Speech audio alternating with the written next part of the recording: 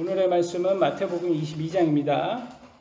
소제목은 실제 천국 가는 사람들은 많지 않다라는, 어떻게 보면 참 안타까운 소식이 성경에 있습니다. 첫 번째 주제는 혼인잔치의 비유를 예수님께서 천국에 대해서 이렇게 비유합니다. 혼인잔치로 22장 1절로 3절에 이렇게 나와 있습니다. 예수님께서 응답하며 다시 비유로 그들에게 말씀하여 이르시되, 예수님께서 천국을 비유를 어떻게 하시냐? 하늘의 왕국은 천국이죠. 마치 자기 아들을 위해 혼인잔치를 베푼 어떤 왕과 같으니라. 하나님께서 아들 예수님을 위해서 혼인잔치를 베푼다고 합니다. 그가 자기 종들을 보내어, 대언자들이겠죠, 결혼식에 초대받은 자들을 불렀으나 그들이 오려 하지 아니하매. 그래서 유대인들이 하나님의 대언자들이 예수님의 혼인잔치를 초대했는데 사람들은 오지 않았습니다. 그래서 예수님을 부인하고 우리가 여러분 천국에 가려면 예수님과 혼인을 하셔야 돼요. 혼인을 한다는 것은 뭐예요? 바로 예수님의 혼인의 신부와 바로 교회입니다. 그래서 교회의 지체가 되셔야지 여러분이 천국에 가는 거예요. 그래서 많은 이제 이단 사이비 교주들이 자꾸 예수님의 신부, 그래서 자기를 예수님화하잖아요. 그래서 그러니까 예수님하고 여성도들을 자신의 신부라고 해서 막 이렇게 해가지고 성놀이개로 사용하고 있단 말이에요. 그러니까 그런 사기꾼들에게 속지 않으려면 어떻게 해요? 하나님 말씀을 믿어야지 사람 말을 믿으면 안 되는 거예요. 자꾸 이렇게 하나님 말씀을 꼬아가지고 자기가 원하는 것은 김정은이 기쁨조로 자기 성놀이개로 기쁨조를 가지고 성놀이개로 하듯이 그렇게 사용한다는 거예요. 그래서 사기꾼들이 자꾸 이렇게 예수님이 마치 이거는 예수님이 결혼해서 신부가 된다, 예수님의 신부가 된다라는 것은 이건 하나의 우리 인간적으로 이 정도의 관계다라고 생각을 하셔야지. 아니, 천사가 결혼을 하냔 말이에요. 이따가도 나오지만 천사는 결혼을 안 해요. 그럼 예수님은 결혼을 하시겠냔 말이에요. 결혼을 할 수는 없어요. 근데 그런 관계다라는 거예요. 우리가 인간이 이해할 수 있는 가장 적절한 게 결혼이라는 거예요. 이제 하나님이 이스라엘 백성들을 자신의 백성이라고 하면서 자기의 신부라면서 막 이렇게 놓칠 못하고 있잖아요. 근데 바람을 펴요. 우상숭배를 바람 폈다고 그러잖아요. 간음했다. 근데 그러면 우리는, 여러분, 배우자가 바람 피면 어때요? 이혼을 할 거 아닙니까? 버려버리면 되잖아요. 근데 하나님 뭐라고 하냐? 너네는 바람 폈지만, 외도를 했지만 다시 내게로 돌아와라. 끝까지 붙잡아요. 그건 뭐예요? 배우자이면서도 자녀라는 거예요. 자녀.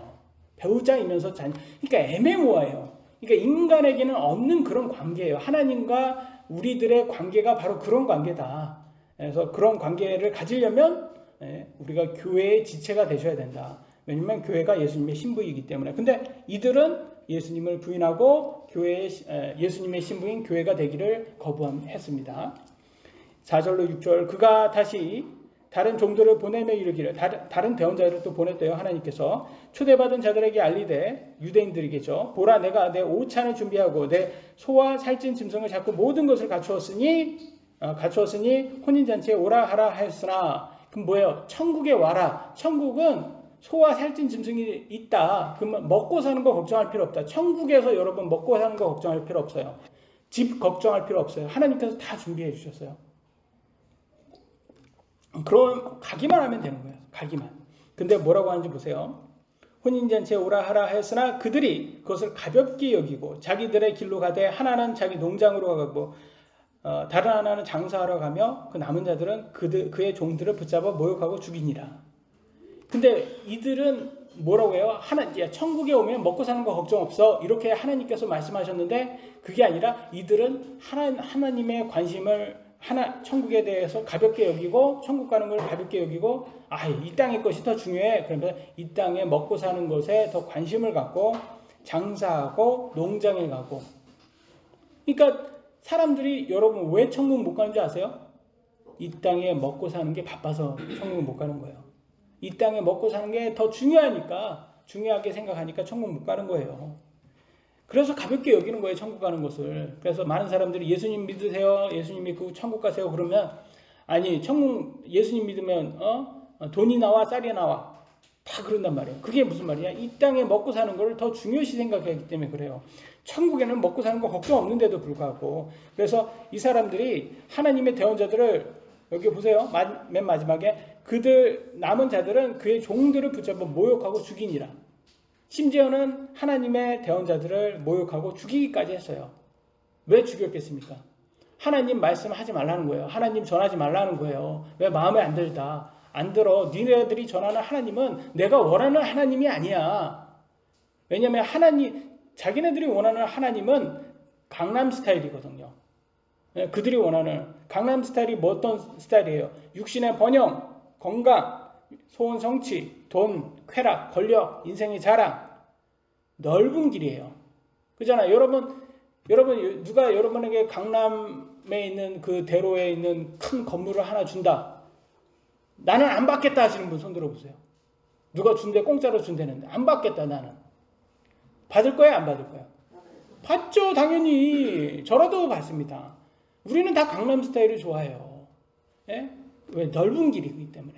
넓은 길. 예? 그게 우리가 육신이 원하는 길이에요. 근데 하나님은 좁은 길로 오라는 거예요. 그게 하나님의 길이에요. 그러니까 사람들이 싫어해요. 예? 사람들이 싫어해요. 그래서 사람들은 하나님의 말씀을 전하는 대언자들을 유대인들이 다 죽였어요. 우리는 강남 스타일을 원하는데 너네는 왜 하나님 스타일을 얘기해? 마음에 안 들어. 다 죽였어요. 근데 여러분 이제는 예수님 믿었잖아요. 근데 어때요? 여러분 육신은 이제는 하나님 스타일 좋아해요? 아니면 여전히 여러분 육신은 강남 스타일 좋아합니까? 네, 강남 스타일 좋아하죠?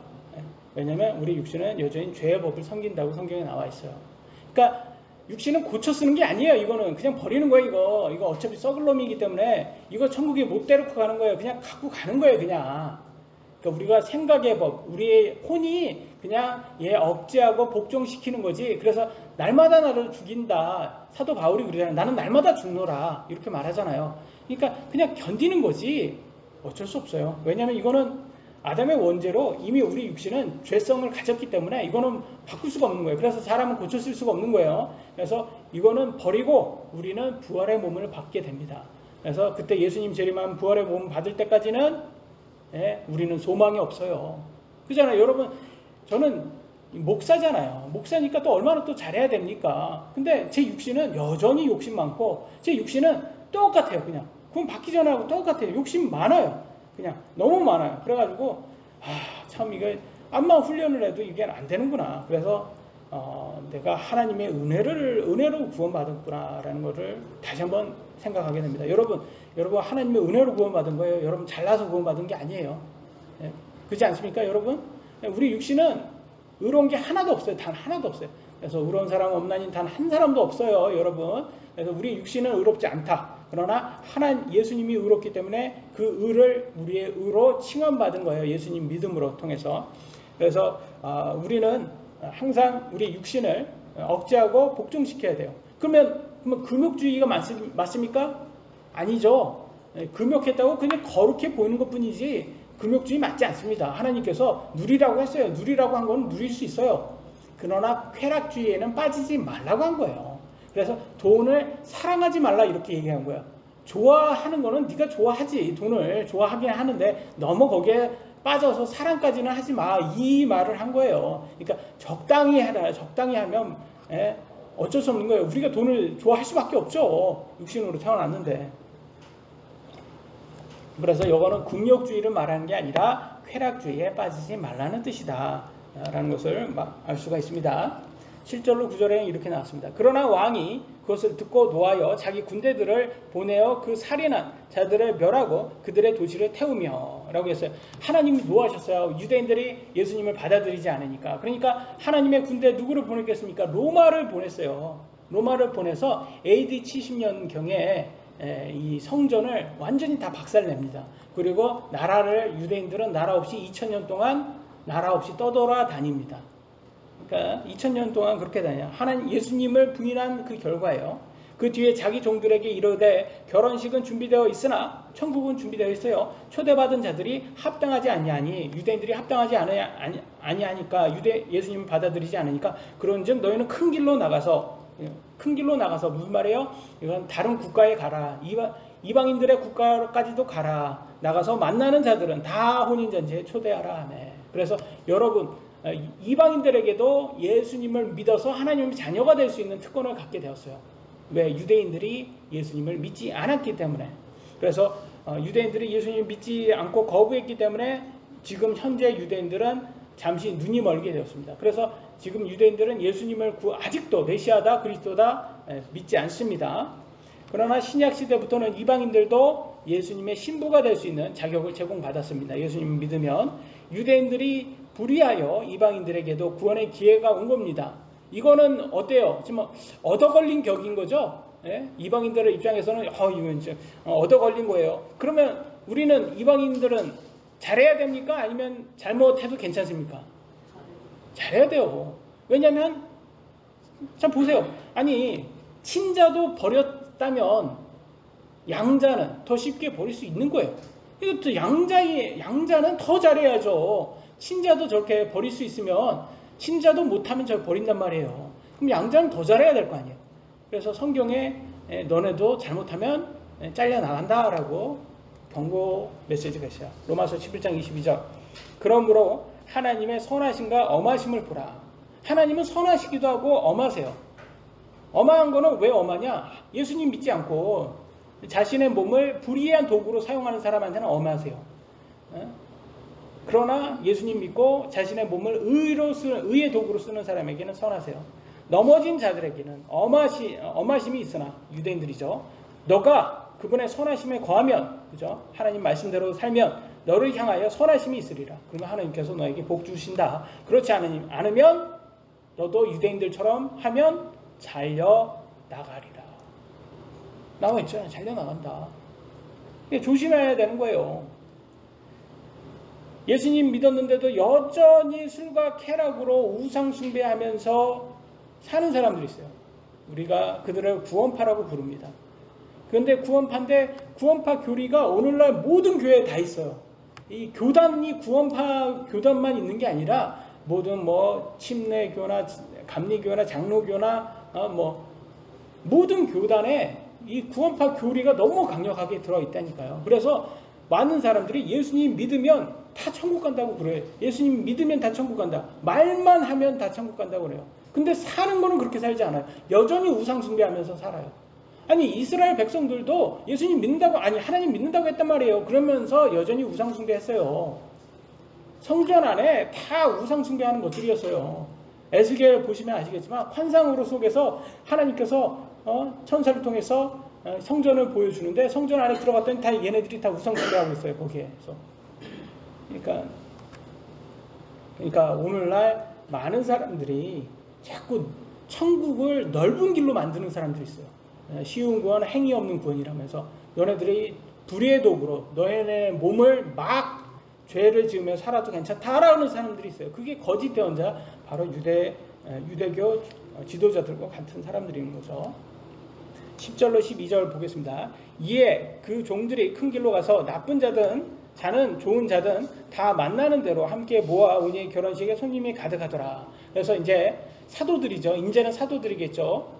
이제 대언자, 구약 시대는 대언자인데 이방인들까지 이제 포함됐으니까 이제 사도로 변합니다. 사도들에게 통해서 다 부릅니다. 이방인들도 이제 다 구원받을 수 있게 되었어요. 그러니까 결혼식에 손님이 가득했죠.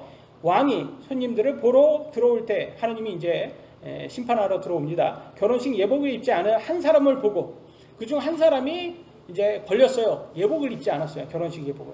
그에게 이르되 친구야 어찌 너가 결혼식 예복을 입지 않고 여기에 들어왔느냐 하니 그가 아무 말도 못하거늘. 아니 딱 천국에 들어왔는데 얘는 얼떨결에 이렇게 들어온 것 같아요. 그래서 말은 예수님 믿는다고 했던 것 같아요. 그래서 들어오긴 들어왔는데 하나님이 보시니까 얘는 말만 했지 사실은 예수님을 믿는다고 말만 했지 예복까지는 입지 않았던 것 같아요.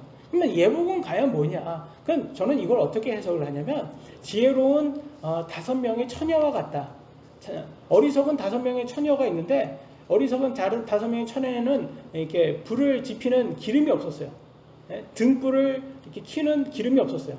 근데 지혜로운 5명의 처녀는 등불을 이렇게 지피는 기름이 있었어요. 그럼 기름이 중요한 거 아닙니까? 그 기름이 예수님의 예복의 역할을 하는 게 아니냐. 그럼 예수님은 뭡니까? 예수님은 빛이잖아요. 근데 예수님의 빛을 밝히는, 세상에게 밝히는 게 뭐겠습니까? 바로 성령의 열매가 아니겠습니까, 여러분? 우리들 안에는 성령의 열매가 있어야 돼요. 어떻게 해야 돼? 성령의 열매가 있습니까? 예수님을 밝힐 수 있는 사람이 되어야 된다. 복음을 밝힐 수 있는 사람이 되려면 여러분이 삶 자체가 하나님 말씀대로 살아야지 사람들이 예수님이 진짜 있구나, 하나님이 진짜 있구나 하면서 살지. 아니 말은 이렇게 하고 사는 거는 죄 속에 여전히 우상 숭배하며 살면 너 내로남불 위선자라고 하겠죠. 그러면 지혜로운 처녀가 아니라 어리석은 처녀로 여길 겁니다. 그래서 요한계시록 보면 이 흰옷이라고, 예수님의 예복을 흰옷이라고도 나옵니다. 요한계시록 3장 4절. 사대에도 자기 옷을 더럽히지 아니한 몇 사람이 너에게 있어 그들이 흰옷을 입고 나와 함께 걸으니 그들이 합당한 자들입니다. 그러니까 교회 아니라고 다 믿는 사람이 아니라는 거예요. 어떤 사람은 우상 숭배하고 어떤 사람은 흰옷을 입고 성령의 열매를 해서 예수님을, 우리의 빛인 예수님을 계속 비추는 이 기름을, 등불의 기름을 가진 그런 지혜로운 처녀라는 거죠. 그래서 우리는 우리의 몸을 의의 도구로 사용하는, 그래서 성령의 열매를 내는 사람이 되어야 된다라고 생각합니다. 그래서 그러면 이 남자는 어떤 사람이냐?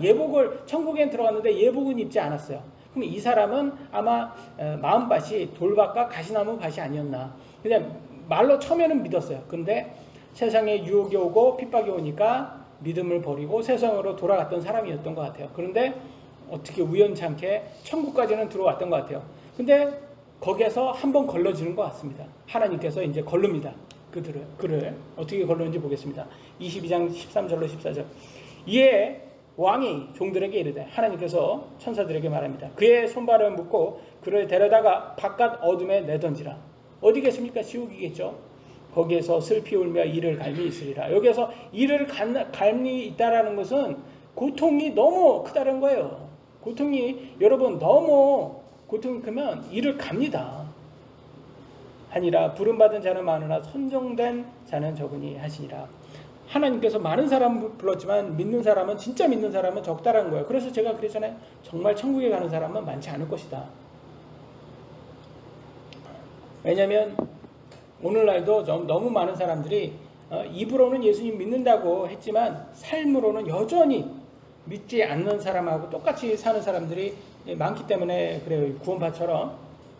그들이 왜 그렇게 하냐면 이 구절 때문에 그렇습니다. 이 구절. 로마서 10장 10절. 사람이 마음으로 믿어 의에 이르고 입으로 시인하여 구원에 이르느니라. 입으로 시인했잖아. 그러면 이제 구원받는 거 아니야 라고 생각하는 거예요. 맞죠. 맞는 건 맞아요. 그런데 시대적 상황도 봐야 되는 거예요. 지금 이 로마서 왔을 때는 여러분 예수님 믿는다고 하잖아요.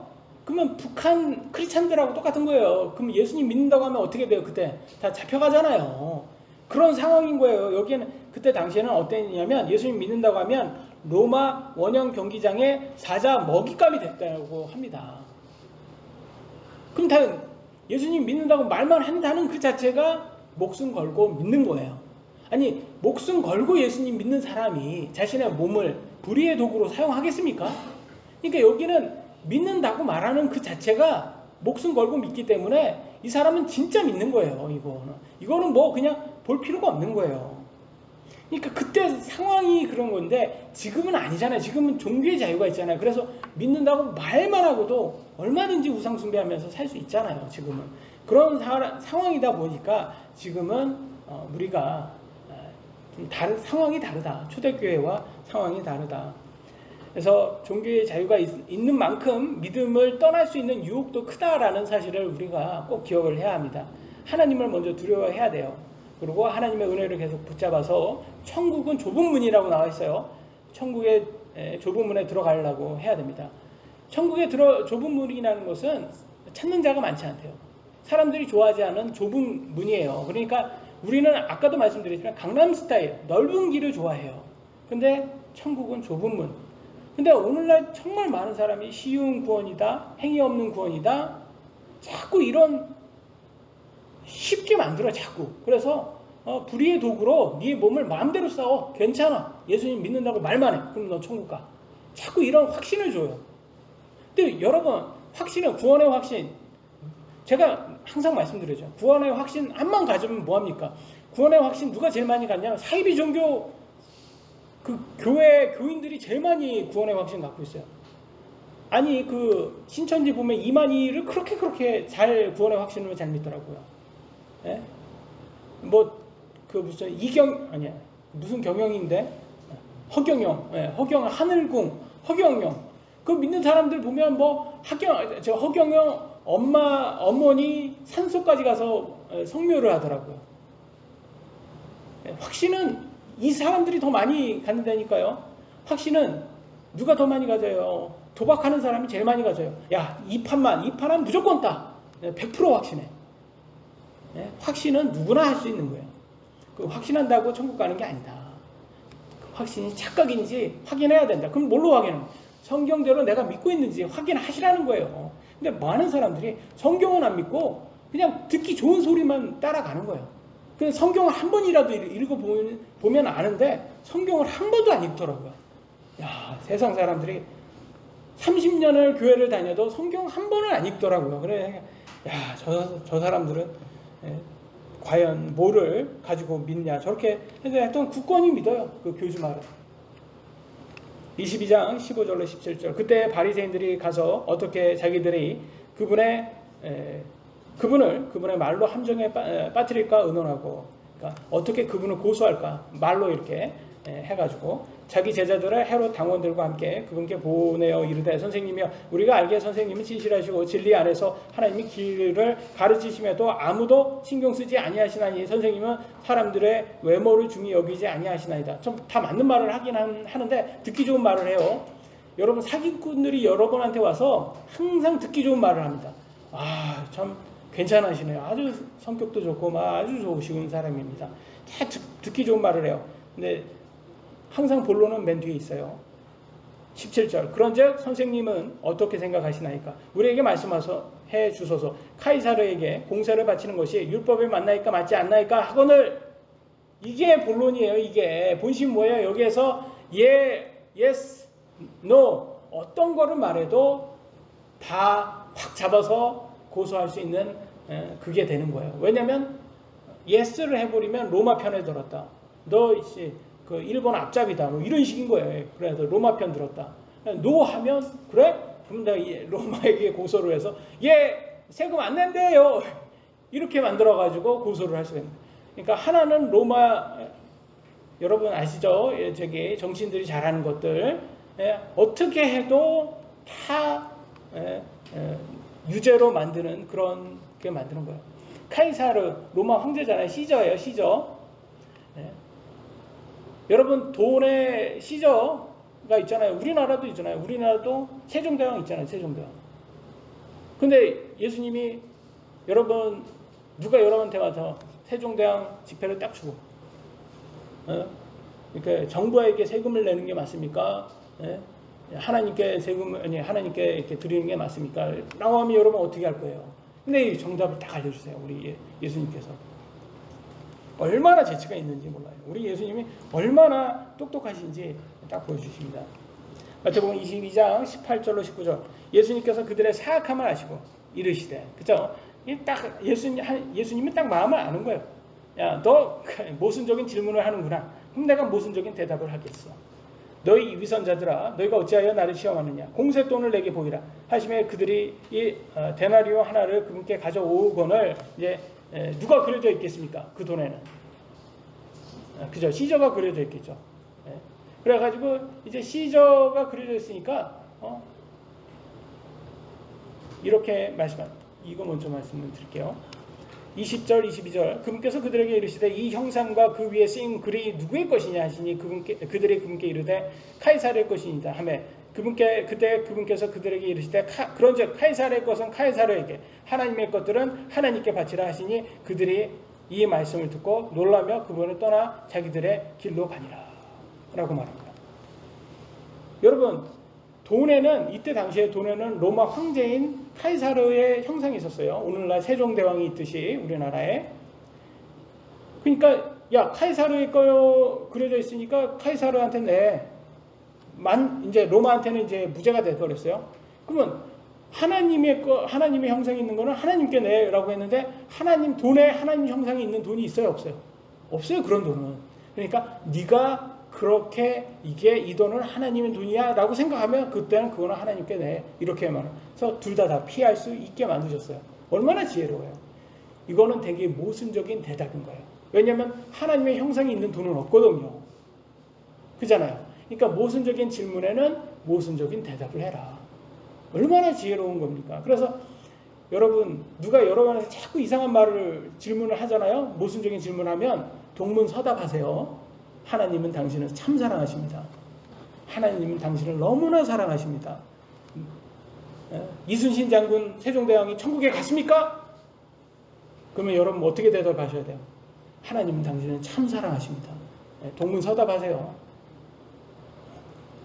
왜냐하면 이들은 항상 그냥 어떻게든 여러분을 더슬러가지고 나쁘게 만들려고 하는 사람들이에요. 그래서 이렇게 말했어요. 잠언 27장 6절. 친구가 주는 상처는 믿음직하나 원수의 입맞춤은 속임수가 가득하니라. 원수의 입맞춤은 이게 달콤한 것 같지만 사실은 그 안에는 속임수가 가득하다는 거예요, 여러분. 그러니까 사기꾼들이 여러분한테 와서 친절하게 옵니까? 아니면 아주 거칠게 옵니까? 사기꾼이 와서 여러분들에게 팩트 폭행입니까? 그거를 합니까? 직설적으로 그런 말을 합니까? 아니면 여러분 듣기 좋은 말을 합니까? 네? 듣기 좋은 말을 하죠, 당연히. 그래서 당신은 사랑받기 위해 태어난 사람, 그러면서 막 좋은 말을 그렇게 해대요. 네, 관상을 보니까 아주 돈복이 아주 좋습니다. 듣기 좋은 말. 제가 본 손금을 보니까 한 1,000억 원 보실상이에요. 듣기 좋은 사람. 듣기도 너무 좋지 않습니까? 제가 딱 보니까 한 로또 1등은 당첨 한번 하실 것 같아요. 너무 듣기 좋잖아요. 이런 거 얘기하는 거예요. 이건 달콤한 입맞춤, 다 속임수가 가득하다. 다 사기꾼들이, 여러분 사기꾼들이 항상 여러분 듣기 좋아서 빠지게끔 만든다는 거예요. 그래서 제가 생각할 때는 제가 성경을 보면 예수님 믿기가 참 힘들어요. 왜냐하면 예수님 믿으면 핍박이 있다고 하니까 사람이 핍박을 좋아하지 않잖아요. 근데 믿기가 참 어렵다.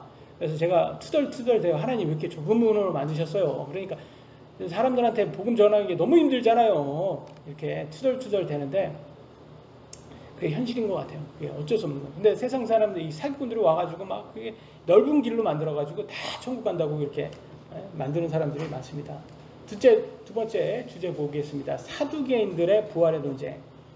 22장 23절. 바로 그날에 부활이 없다고 말하는 사두개인들이 그분께 와서 그분께 물어 사두개인 누굽니까? 사두개인은 바리새인들과 사두개인들은 유대교의 야당과 여당이에요. 정치인들이라고 생각하시면 돼요. 정치인들. 야당과 여당의 정치인. 서로 안 좋아하는. 근데 사두개인들의 특성은 뭐냐면 부활을 안 믿습니다. 얘네는. 그러니까 오늘날 과학자들하고 똑같아요. 눈에 보이는 것만 믿는 거예요. 부활은 눈에 보이지 않잖아요. 그래서 사두개인들은 좀 약간 과학적인 사람이었던 것 같아요. 좀 이렇게 눈에 보이는 물질적인 유물론자들이었던 것 같아요. 사두개인들이라는 사람들은 바로 다윗 시대, 솔로몬 시대 때 제사장이었던 사독의 후손들을 말합니다. 근데 지금은 이제 그래서 사두개인 파예요. 하나의 종파입니다. 유대교 종파. 그래서 가장 유대교 종파 중에 센 파가 바리새인파, 사두개인파였어요. 그래서 야당과 여당이라고 생각하시면 되는데 얘네들은 이제 믿지 않잖아요. 부활을 믿지 않으니까 예수님한테 와가지고 이제 예수님을 한번 자기 말로 어떻게 난처하게 만들려고 합니다. 이런 질문을 합니다. 마태복음 22장 24절로 27절. 이르되 선생님이여 모세는 이르기를 어떤 사람이 아이 없이 죽으면 그의 동생이 그의 아내와 결혼하여 자기 형에게 씨를 일으킬지니라 하였나이다. 이제 우리에게 7 형제가 있었는데 첫째가 장가 들었다가 죽어 자식이 없으므로 자기 아내를 자기 동생에게 남겼고 둘째와 셋째도 마찬가지였으며 7째가 그렇게 하다가 맨 마지막에는 그 여자도 죽었나이다 라고 말합니다. 여러분 여자로 태어났으면 이 정도 이 여자가 참 부럽지 않습니까? 7명의 남자와 남편을 했어요. 근데 그러니까 옛날에는 남성 우월주의였기 때문에 한 남자가 한 7명의 아내를 두는 경우는 많았지만 이렇게 한 여자가 7명의 남편을 두는 경우는 흔하지 않았어요. 근데 말도 안 되는 거죠. 이렇게 흔하지도 않은 거를 말도 안 되는 걸 만들어서 이렇게 모순적인 또 질문을 하는 거예요. 이런 경우가 없어요. 반대로 차라리 남자가 7명이 여자를 얻었는데 그러면 나중에 죽으면 누구 남편이 맞습니까? 차라리 그렇게 할 것이지. 이런 일은 없어요. 말도 안 되는 거를 말합니다. 그래서 부활을 믿지 않으니까 이런 질문을 하죠. 그러니까 예수님이 어떻게 말한 것을 보겠습니다. 28절 30절 그런즉 그들이 다 그녀를 취하였으니 부활 때 그녀가 그 7사람 중에 누구의 아내가 되리까 하매 예수님께서 그들에게 대답하여 이르시되 너희가 성경 기록들도 알지 못하고 하나님의 권능도 알지 못함으로 잘못하느니라. 부활 때는 그들이 장가가지도 시집가지도 아니하며 하늘에 있는 하나님의 천사들과 같으니라. 그잖아요. 여기에 나오잖아요. 천사와 같이 된다. 그래서 결혼 안 한다. 제가 그래서 너무나 좋아요. 이 구절이. 왜냐면 여러분 이 땅에 결혼 생활로 힘드신 성도님들은 안심하셔도 된다. 천국에서는 또 결혼 안 해도 된다. 얼마나 좋아요. 네? 넓은 집에서 아내와 다툼이 많은 여자라고 하나요? 차라리 지붕에서 산다. 옥탑방에서 그냥 사는 게 더 좋다는 거예요. 그렇다고 제 아내가 그렇다는 것은 아니고 가끔씩 그럴 때가 있죠. 우리 모두가 다 완벽하지 않으니까. 그렇다고 제가 다 항상 맞는다는 건 아니에요. 저도 욕심 많고 이기적인 사람일 뿐입니다. 근데 인간이다 보니까 그잖아. 내 몸도 내 마음 같지 않은데 배우자가 내 마음 같습니까? 안 그러죠. 참고 사는 거야. 그러니까 결혼 생활 오래 하면 사리가 나온다니까요. 산속에서 있는 돌 많이 닦은 스님들이 사리가 많겠습니까? 결혼 생활 한 사람이 사리가 많이 나오겠습니까? 저는 이해가 안 돼요. 왜 스님들을 그렇게 존경하는지.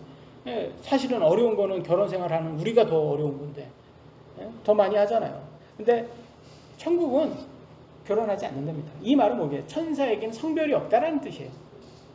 성별이 없어요. 그리고 자녀를 낳지 않습니다. 천사는. 자녀는 인간만 낳는 거예요. 천사는 하나님께서 딱 만드시고 그냥 그대로예요. 근데 천사가 인간의 몸으로 이 땅에 와서 그 인간의 여자들하고 결혼을 해서 거인을 낳잖아요. 노아의 대홍수 이전 시대 때는. 그러니까 인간의 몸으로 입었을 때 남자로 입은 거였던 거죠. 그래서 인간의 몸으로 입어서 유전자 자체도 달랐던 것 같아요. 그래서 거인까지 낳을 수 있는. 그래서 그건 아주 특이한 케이스고, 근데 천국에서는 우리가 영이기 때문에 부활의 몸을 입고 더 이상 결혼할 필요 없다라고 나와 있습니다. 그래서 저는 이렇게 많은 한국의 이렇게 예능을 보면 항상 말하는 게 그래요. 저기 지금 아내를 좋아하시냐? 그러면 다시 태어나면 지금 아내하고 다시 또 결혼을 할 마음이 있냐? 이렇게 또 물어보더라고요. 이렇게 시험을 하더라고요. 이거는 마치 뭐와 같냐? 그러면 나는 다시 태어나도 내 아내하고 결혼한다. 그러면 좋은 남편이 되는 거고, 그래도 한번 다른 여자하고 살아봐야 되지 않겠냐? 뭐 이렇게 말하면 이제 나쁜 남편이 되더라고요. 근데 제가 말하는 거예요. 저 왜 쓸데없이 저런 얘기를 하냐? 다시 태어날 것도 아닌데. 그건 뭐와 같냐면, 당시 로또 1등 당첨하면 뭐 살 거예요? 이거와 똑같아요. 로또 당첨된다는 보장도 없는데 왜 그걸 걱정하냐고요. 그리고 로또 1등 당첨된다는 그건 상상해도 기분이라도 좋죠. 근데 다시 또 태어나서 배우자고 저는 다시 태어난다는 그 자체도 저는 싫어요. 다시 태어나고 싶지 않아요. 아니 한 번 사는 것도 힘들어 죽겠는데 지금처럼 이렇게 사는데 저는 제일 부러운 곤충이 하루살이입니다. 하루살이. 아니 지금 태어난 것도 지금 어차피 태어나서 사는 거지. 나는 태어나지 않는 사람이 더 부럽다니까요. 지금은 제가 이 병마 싸고 있지 않습니까? 그러니까 지금 너무 힘들어요. 제 아내 때문에 힘든 게 아니에요. 또 오해하지 마세요. 제 아내는 정말 제 말을 참 잘 듣습니다. 아주 좋은 아내예요. 그래서 제가 생각해도 내 아내니까 나하고 살아주지. 내같이 이런 성격의 사람을 누가 과연 살아주겠냐. 그러니까 제 아내도 사리가 많이 나올 것 같아요. 성경에 이렇게 나왔습니다. 욥기 5장 7절. 사람은 고생하려고 태어납니다. 태어난기 싫다니까요. 난 고생하기 싫으니까. 여자에서 태어난 14장 1절. 여자에게서 태어난 사람은 날수가 적고 괴로움으로 가득합니다. 날수가 적고 괴로움이 가득합니다. 고생과 괴로우려고 태어난다는 거예요. 그러니까 태어난 게 좋아요, 싫어요? 다시 태어나고 싶어요? 안 태어나고 싶어요? 태어나고 싶지 않잖아요. 그래서 자꾸 저는 지금 병 때문에, 병마 때문에 지금 막 힘들잖아요. 막. 여러분, 힘들 때, 운동할 때 욕이 나옵니까? 안 나옵니까? 욕이 나오죠. 해보신 분들은 알아요. 욕이 나오는데 욕을 할 수 없잖아요. 크리스찬이니까. 그러니까 제가 자꾸 이 구절을 읊더라고요. 욥기 10장 10절. 주께서 나를 적같이 쏟으셨으며. 우유예요, 우유. 저 욕한 거 아니에요. 적같이 쏟으셨으며. 적같이. 자꾸 여기에서 큰 거예요. 적같이. 왜 여기에 액센트가 들어가는지 모르겠어요. 여러분들 또 우리 희영이 또 난리 났어요. 또 주께서 나를 적같이 쏟으셨으며. 이게 참 주께서 나를 우유같이 쏟으셨으며, 그러면 이런 구절을 제가 생각을 안 날 때 너무 제 마음을 대변하는 것처럼 이렇게 해석이 번역이 되어 있어요. 자꾸 나는 젖이구나, 적같이 쏟으셨구나, 자꾸 이거를 제가 반복하더라고요. 어느 순간부터. 힘들면 그래요. 여러분, 컨디션이면. 제가 그러잖아요. 믿음은 컨디션이다. 믿음 좋을 때는 하나님 찬양하고, 믿음 나쁠 때는 자꾸 주께서 나를 적같이 쏟으셨다. 자꾸 이 구절을 읊더라니까요. 이기적인 육신일 뿐입니다. 우리는. 31절 33절. 그러나 죽은 자들의 부활에 관하여는 하나님께서 너에게 말씀하신 것을 너희가 읽지 못하였느니라. 우리는 죽으면요 결혼 없습니다. 천사와 같이 돼서 다 결혼하지 않습니다. 이르시되 나는 아브라함의 하나님이요 이삭의 하나님이요 야곱의 하나님이라 하셨으니 하나님은 죽은 자의 하나님이 아니요 산 자의 하나님이시니라 하시매, 무리가 이 말씀을 듣고 그분의 교리에 깜짝 놀라더라. 야, 너네는 왜 죽은 사람에 대해서 자꾸 이렇게 얘기를 하냐? 죽어서 그 사람들이 뭘 될까? 뭐 그거 결혼을 또 할까? 그거는 네가 죽은 다음에 생각해. 지금은 살아있잖아. 살아있을 때는 네가 진짜 살아있어? 네가 영적으로도 살아있어? 너 영적으로 죽은 거는 아니야? 진짜 하나님은 살아있는 사람만의 하나님이야 라고 했을 때, 여기에서는 육신적으로 뿐만 아니라 영적으로도 살아있어야 된다는 뜻을 얘기합니다. 여러분, 영적으로 살려면 어떻게 해야 돼요? 성령님이 여러분 안에 계셔야지 영적으로 산 거예요. 여러분 육신은 살아있어도 여러분 안에 성령님이 없으면 여러분은 성경에는 죽었다라고 말을 합니다. 하나님은 여러분 죽은 사람으로 보신다는 거예요. 그래서 하나님은 누구의 하나님이다? 살아있는 사람의 하나님입니다. 육적으로나 영적으로나 살아있는 사람의 하나님이다. 근데 이 사람들은 너네들은 죽은 사람들이야. 이거예요. 예수님이 하고자 하는 말은 너네들 하나님 아니야. 너네는 죽었잖아. 부활도 믿지 않는 너네들이 너는 살았다고 할 수 있어? 너네는 죽은 사람들이 너네들 하나님 아니야 라고 지금 사두개인들에게 예수님께서 팩트 폭행을 지금 하고 있는 거예요. 지금 아직도 많은 사람들이 부활에 대해서 고민을 합니다. 여러분, 부활은 기독교의 핵심 중에 핵심 교리예요. 부활을 믿지 않는다면 여러분 지금 하는 게 헛된 짓이에요. 왜 주일날 이 귀한 시간에 이렇게 모여서 이렇게 말씀 듣습니까? 그냥 낮잠 자지. 부활이 있으니까 우리가 부활을 믿으니까 지금 모이는 거지. 부활 안 믿는 사람은 술 먹고 그냥 죽도록 술 마시라고 성경에서 말해 주고 있습니다. 세상 사람들처럼. 고린도전서 15장 32절. 만일 죽은 자들이 일어나지 아니한다면, 부활이 없다면 그것이 내게 무슨 유익을 주겠느냐? 그럼 내가 지금까지 신앙생활하는 게 무슨 유익을 주겠느냐? 내일 우리가 죽을 터이니 우리가 먹고 마시자. 야, 술 먹고 죽자. 이거하고 똑같은 거예요. 지금 이렇게 말하는 거예요. 사도 바울이 뭐라는 거예요?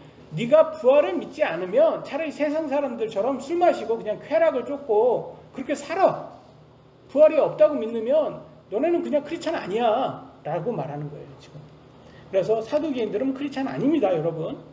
바리새인들 크리스찬 아니고 부활은 믿었지만 얘는 예수님을 안 믿었기 때문에, 여러분 부활을 믿지 않으면 여러분은 크리스찬이 아닙니다. 그래서 우리는 부활을 믿고, 부활이 핵심 교리입니다. 마지막 가장 큰 명령입니다. 34절. 그러나 그분께서 사두개인들을 잠잠하게 하셨다는 것을 바리새인들이 듣고 함께 모였는데 바리새인들이 좋아하는 거예요. 야, 야당 여당이라고 말씀드렸잖아요. 야, 사두개인들 예수님한테 완전 당했대. 아, 창피해. 엄청 당했대. 우리 찬스야. 우리 기회가 우리한테 왔어. 야, 우리 정도는 야, 예수님 말로 어떻게 할 수 있을 거야. 우리가 한번 공격 한번 해보자. 라면서 이제 함께 모여서 이제 우리가 사두개인들보다 낫다라는 걸 증명하려고 이제 공격을 하려고 준비를 하고 있습니다. 근데 항상 말씀드리겠지만, 저기 여러분, 뭐 사두개인들, 바리새인들, 뭐 이런 사람들은 지금 권력을 갖고 있으니까 예수님 지금 어떻게 만들어가지고 고소해가지고 자신들이 그냥 권력을 계속 유지하는 게 이 사람들의 꿈인 거예요. 근데 권력을 그렇게 많이 갖고 정치인으로 살아봤자, 세상의 모든 것을 가지고 살아봤자 인생은 7, 80년에 정해져 있고 여러분 죽음 앞에는 아무것도 못합니다. 세상의 모든 것을 가진 사람인데 안타깝지만 이런 사람이 있습니다. 전 유튜버 CEO, 세상이 재벌인데 56세 암으로 죽었다고. 구글 창립 멤버. 여러분 유튜브 많이 보시죠? 네, CEO입니다. 네, 죽었대요. 56세. 7, 80세도 안 됐는데 이렇게 똑똑하신 분이, 이렇게 많은 것을 가지신 분이 60도 안 됐는데 돌아가셨어요. 이 말은 뭐입니까? 예, 다 수명이 정해져 있다라는 거예요, 여러분. 하나님 손에 달려 있어요, 여러분. 그러니까 많은 사람이 권력 가졌다고, 많은 걸 가졌다고 막 예수님 어떻게 해가 고소해서 내가 이걸 누리겠어. 그래봤자 7, 80년이에요. 참 얼마나 어리석은 사람들이에요. 안타깝게 돌아가셨어요. 35절 36절. 그때 그들 중에 한 율법사가 그분을 시험하려고 그분께 질문하여 이르되 선생님이여 율법에서 큰 명령은 무엇이니까 하매. 지금 바리새인들이 이제 이번에는 자신들이 이제 공격하려고 이제 하는 거예요. 율법사를 보냈던 것 같아요. 율법사가 하는 게, 밥 먹고 하는 게 뭐예요? 율법 공부입니다. 이런 사람들이 율법에서 가장 큰 명령이 뭔지 몰랐을까요? 네? 당연히 알았죠. 당연히 아는 문제를 하는 거예요. 물어보는 거예요. 근데 어떻게 자기네들이 이제 율법을 많이 한다고 이제 과시하려고 물어보는데, 예수님은 하나님의 말씀입니다. 예수님 자체가. 그러니까 율법은 예수님을 위해서 만들어진 거예요. 그러니까 바로 예수님이 만들었다고 봐도 상관없는 거예요. 이 세상의 모든 것을 창조할 때 예수님이 그 자리에 있었으니까 예수님이 만드셨고, 그러니까 율법도 예수님이 만드셨는데 예수님 앞에서 예수님을 율법으로 고소한다는 그게 얼마나 어리석습니까? 이거는 마치 뭐와 같냐면 이 갓난아기가 천재 박사하고 말싸움으로 이기겠다는 그런 생각이에요. 그런 헛된 꿈을 꾸는 거예요. 그러니까 참 얼마나 어리석습니까? 그러니까 예수님이 어떻게 그래도 은혜롭게 이렇게 말씀하십니다. 37장 40절에 예수님께서 그에게 이르시되 너는 내 마음을 다하고 혼을 다하고 생각을 다하여 주 너의 하나님을 사랑하라. 이것이 첫째가 하는 큰 명령이요 둘째 명령은 그것과 같은 것으로서 너는 너의 이웃을 너의 자신과 같이 사랑하라이니라. 모든 율법과 대언자들의 글이 이 두 명령에 달려 있느니라 하시니라. 그래서 그 율법을 개수로 이렇게 세면 600개가 넘는다고 합니다. 근데 그걸 신약에 와서는 딱 2개로만 나눠주셨어요. 2개 간단하게 요약해 주셨어요. 하나님은 제일 사랑, 그 다음에 이웃 사랑. 얼마나 편합니까? 너무 좋아요. 그러니까 구약 읽으시면서 여러분 잘 이해가 안 되시고 뭐 그러면 스킵하셔도 돼요. 왜냐하면 우리가 이해도 안 될 뿐더러 우리한테 적용되지도 않습니다. 구약은. 그러니까 율법은 지나간 약속이에요. 여러분 스케줄 지나갔는데 이미 지나간 스케줄 붙잡고 아직도 여기 연연하십니까? 아니잖아요. 새로운 약속이 생겼으면 옛날 약속은 그냥 지나간 거예요. 패했다고 말하는 거예요. 지나가서 지나간 거예요. 새 약속이 중요한 거예요. 그러니까 우리한테 적용되는 약속은 뭐예요? 신약만 적용되는 거예요. 그러니까 이 두 가지만 잘 지키면 돼요. 하나님을 제일 사랑하자, 이웃을 내 몸과 같이 사랑하자. 여러분 제가 바깥에서 운동을 하면서 제일 참 놀라운 게 이렇게 날파리가 이렇게 돌아다니잖아요. 바깥에서 날파리가 돌아다니는데 날파리 저 안에 배터리를 저거 어떻게 집어넣지? 이런 생각이 들더라고요. 그러니까 저거 다 날아다니는데 그리고 번식도 하고 지가 배터리 넣을 수도 없는 저 작은 날파리에 어떻게 저게 저렇게 날아다니고 번식도 하고. 야, 하나님은 정말 신기하다. 저걸 사람이 만든다면 저게 만들 수가 있을까? 너무 귀한 거예요. 근데 저 날파리도 귀하다면 이 세상의 모든 것을 가장 지능이 높은 인간, 하나님이 만든 하나님의 형상을 만든 인간은 귀합니까? 안 귀합니까? 귀하잖아요. 날파리도 귀한데 인간은 더 귀하죠. 그러니까 여러분, 아주 유명 화가의 고가품처럼 귀하게 다루세요. 여러분 이웃을. 그러면 여러분 이웃에게 여러분들도 그런 대우를 받을 거예요. 하나님께서 이웃을 사랑해서 그런 말을 해줬겠어요? 여러분을 사랑해서 그런 말을 해줬겠습니까? 여러분을 사랑해서 이런 말을 해준 거예요. 왜냐면 우리 자식이 이웃들에게 좋은 대접을 받았으면 하는 마음인 거예요. 이게 너네 좀 잘해줘 그들에게. 그래야지 너는 또 잘 받아 대우를.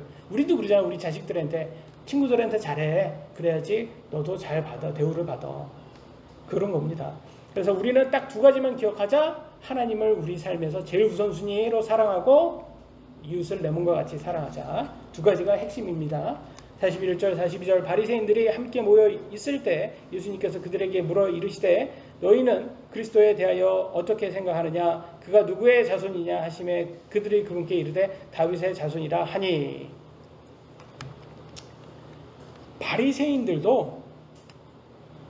바리새인들도 메시아가 누구의 자손으로 온다고 믿었어요. 다윗의 자손으로는 온다고는 믿었어요. 이거는 구약이니까 이거는 부인할 수가 없었어요. 그러니까 예수님이 이번에는 바리새인들에게 공격하는 거예요. 야, 너네 그러면 메시아가 그리스도가 누구의 자손으로 오냐? 그러니까 다윗의 자손으로 온다 이렇게 얘기했어요. 그러니까 이걸 딱 붙잡고 공격을 들어갑니다. 예수님이 어떤 공격을 들어가는지 보겠습니다. 43절 44절 그분께서 그들에게 이르시되 그러면 어찌 다윗이 영 안에서 그를 주라고 부르며 이르되 주께서 내 주께 말씀하시기를 내가 너의 원수들의 너의 발받침으로 삼을 때까지 너는 내 오른편에 앉아 있으라 하셨도다 하느냐. 이거 말하면 구약에 나와요. 시편에 나오는데 다윗이 메시아가 그리스도가 다윗의 후손으로 오셨다면 왜 다윗이 예수님 메시아와 그리스도를 주인님이라고 부르고 하나님은 왜 그분을 메시아와 그리스도 같은 분입니다. 예수님이죠. 그분을 하나님의 오른편에 두시고 오른편에 두신다고 이렇게 약속을 하셨냐? 이런 말을 지금 하는 거예요.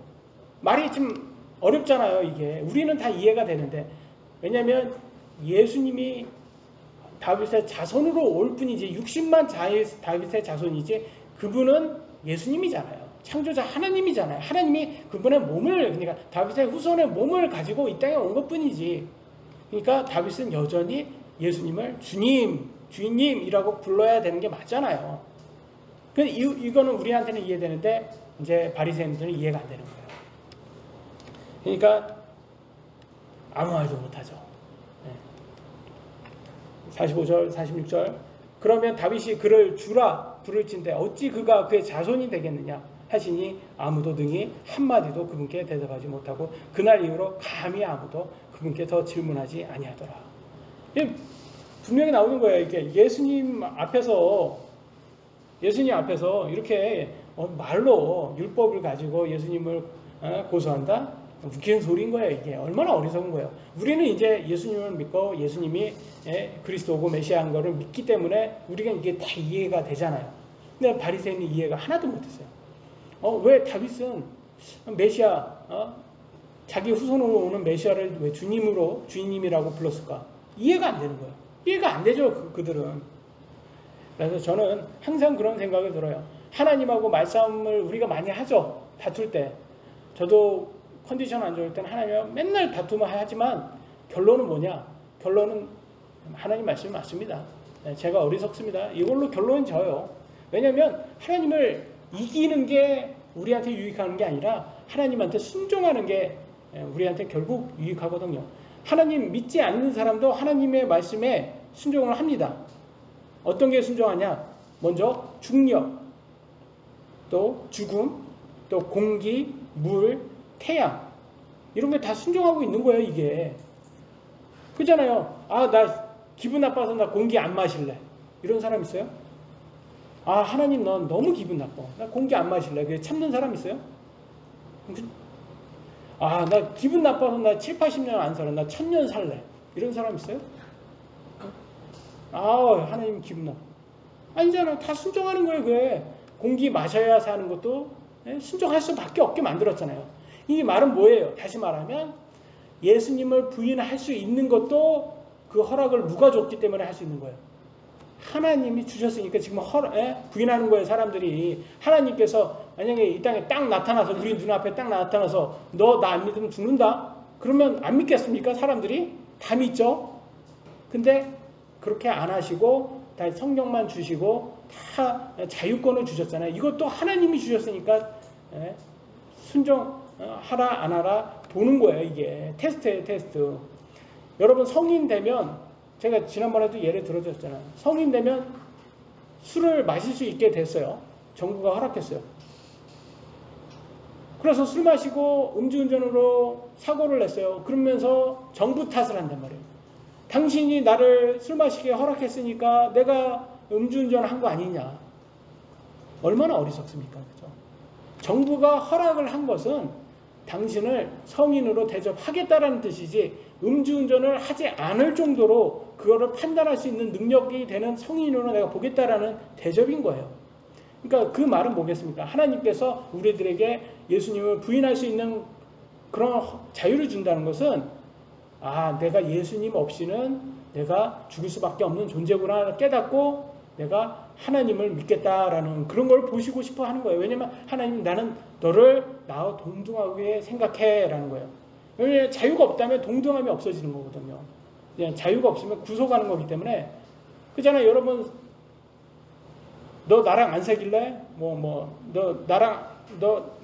나랑 안 사귀면 죽는다 뭐 그런 거 있잖아요. 스토커들이. 그렇죠. 사랑이에요? 아니잖아요. 자유가 없으면 사랑도 없는 거예요. 진정한 사랑은 자유가 있어야 돼요. 그래서 하나님이 자유를 준 거예요. 자유가 없으면 그건 스토커죠. 근데 하나님은 우리에게 자유를 준 거고, 그 자유를 준 거는 부인하라고 준 자유가 아니라 하나님께서 우리하고 동등한 사랑을 하고자 해서 주는 자유다. 그래서 우리는 하나님의 은혜를 끝까지 붙잡고 견뎌야 부활해서 천국에 들어갈 수 있습니다. 그런 성도 되시기를 예수님의 이름으로 기도합니다.